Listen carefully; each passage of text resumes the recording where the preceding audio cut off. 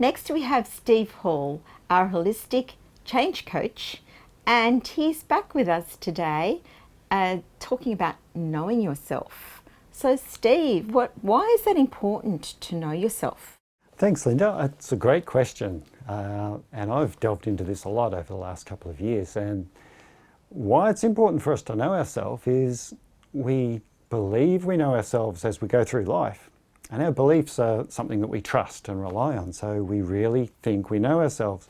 And what I've learned that really surprised myself, what I needed to find out as well, because it was such a game changer in my life, is there's so much about myself that is in my unconscious or your subconscious that I had no idea about whatsoever, which influenced what I did, it influenced the results I was getting, it influenced how I was feeling about life, whether I was happy, whether I felt like I was in control, whether I felt like I was doing what I wanted to do in life. All these things I never really considered at a deep level. And so knowing myself was so important to me. I think it was Socrates said it originally, know thyself. And it's been mentioned all through history by philosophers up until now, because it is so important that we truly understand what's going on in our subconscious and our conscious, and that they align and take us to where we want to go. So what does it actually mean then? What does knowing yourself mean? Yeah, well, this is even deeper.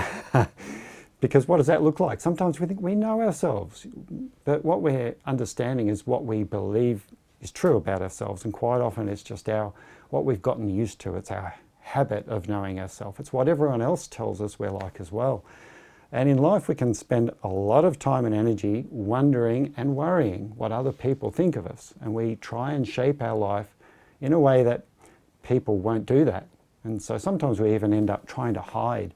I think it was Thoreau said that a vast majority of people live their life in quiet desperation because they're never really knowing themselves. You know, they're living lives according to other people and they're not happy. And it's so important that we can dig down to truly understand who we are, you know, and what really lights us up, what brings out the best in us, and what are we here for? You know, what's our purpose? A lot of the time we can get hung up living other people's lives and thinking that's our purpose. But when you really know yourself, you understand why you're here and what you've got to do, which is a whole different feeling.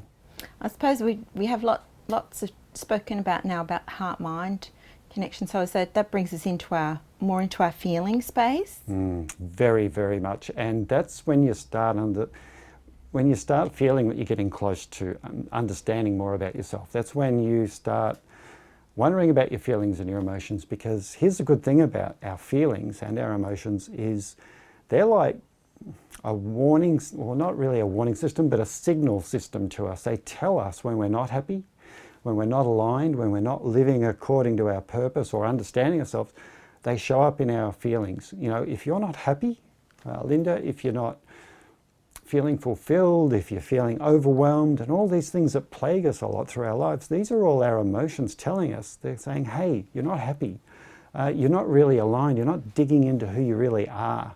So take a look, learn to understand who we are, and then take some action to change. And really, when you understand who you are and what core values you hold in your heart and what you really want to achieve, it's sort of the alignment takes care of itself. You start really getting energized to do what it is that turns you on, you know, and it brings meaning to your life. You get out of bed with a sense of purpose, and that's adds meaning to your life. Is the best thing you can do. It's a real game changer. So the feeling space is that what you've said? Is it like working out the difference in the feelings? Does that make a difference? Well, it's understanding. The best thing you can do is whenever you're feeling an emotion, especially if it's one that you wish wasn't there, for example, sadness or jealousy or anger, sometimes we wish them away. Oh, we don't want to experience them, but it's the opposite. Instead of wishing them away, it's like understanding what it is. So first you put a name to it. I'm feeling fear at the moment. Why? Welcome in, and you welcome that feeling. So you own it. You go, this is me sending myself a message. So you welcome the feeling in, and you try and understand it. In a moment of meditation or just with your eyes closed, you can ask that emotion, what are you trying to tell me? What are you here for? What's your message? And if you can just relax and allow it to be there, it's quite strange, but all of a sudden you start getting and understanding why it's there. And then you start seeing what it's trying to tell you. It's not trying to control your life, it's just giving you a message. When you listen, the feeling disappears and leaves you with an understanding. Now I understand why it's there. And all of a sudden you start understanding what I need to do so it doesn't keep reminding me that I'm doing something like that. And it starts helping you to take control of your life, to get that alignment I was talking about before. And alignment really is just when we understand what our values are and what our purpose in life is, it's getting an alignment between those two so that our values point us towards what we ultimately want to achieve. And that's all the alignment is. It just means you're going in one direction, everything, all your energy supports you to get to where you want to go.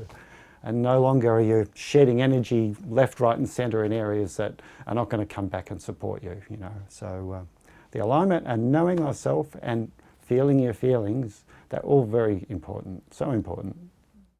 And so what would your best advice be for our viewers? Yeah, look, I've got 3 tips for people who are wondering now after listening to what we've been talking about. And that would be, 3 questions you can ask yourself. What am I here for? What am I really here for on this planet? You know, we each bring something unique. And do you understand what it is about you that is different or special? What is it about you that the world hasn't seen yet? Or maybe even yourself that you haven't really expressed. You know there's more to you, but you don't know what it is. That's question 1. Question 2 would be, what are you most passionate about?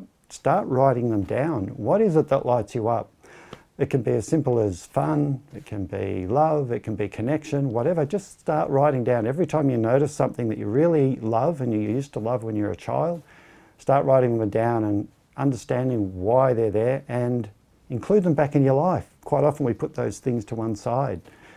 And the third one would be, figure out how to apply both these things in your life. Just be more consciously aware of them and ask myself at the end of every day, what am I proud of that I did today and what made me smile?